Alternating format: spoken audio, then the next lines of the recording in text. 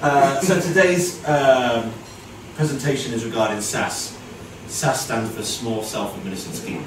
Okay, so the main point of today really is to teach you a little bit about how you can utilise your SSAS, not just in retirement, but actually how you can utilise your SSAS now to build your pot for retirement. That's the company that sets up the SSAS. This is the SSAS. It's pretty looking, right? It's a circle, by the way.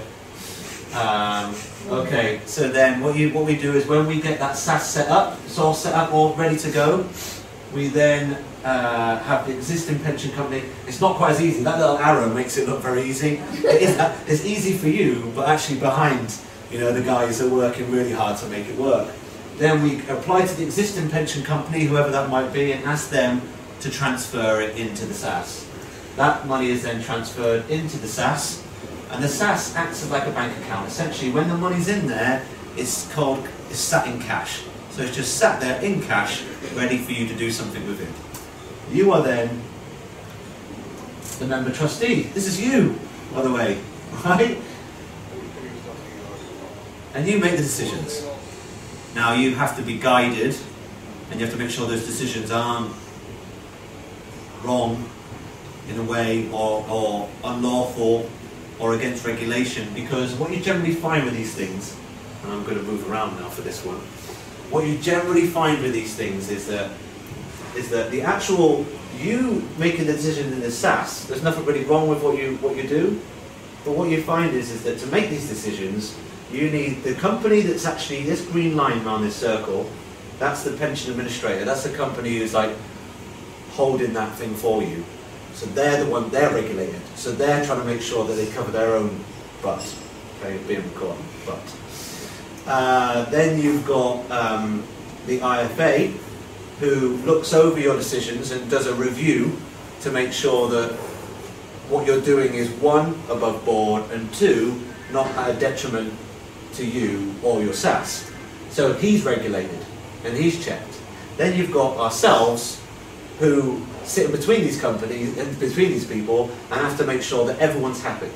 So although you make the decisions, to actually make that decision, you need people to assist, and those are the people that will make sure that you're doing it correctly. And what we do is we help you facilitate that. Okay? Now when the SSAS is set up, that's when you can start utilising the money. So you can have money sat in cash. You can then put some of the money into regulated funds, and to be honest, our pension administrator especially wants some of that money into regulated funds. It's just to, tick that off, to say some of your money is in regulated funds, it ticks over, doesn't make an awful lot of money, but it's regulated. That's you saying, I've done that bit. So some of it always goes into regulated. It can be a small portion.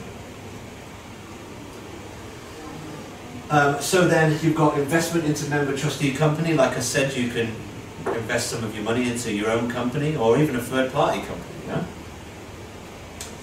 Other alternative investments. So as I said, other products that you may have, like you say you've got this company and they might have actual products as well as you investing in that company.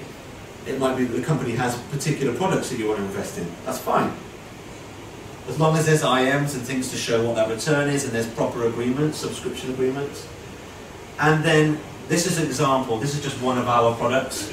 So then we ask that a portion of it goes into ours. And as you can see, it's a very small portion. I haven't made it, I should have made that box the smallest box on there, make it seem like it's not so bad, or the biggest one, depending on who you are. But yeah, and Skywatch, for instance, just an example of one of our products. So as long as some of it goes into our products, then that's all we want, that's all that matters to us. And you'll find as well, if you actually look at this, that the guys will put together a suitability letter for you, just showing you what's going into where, what the returns are that are due, and then you can really make the decisions.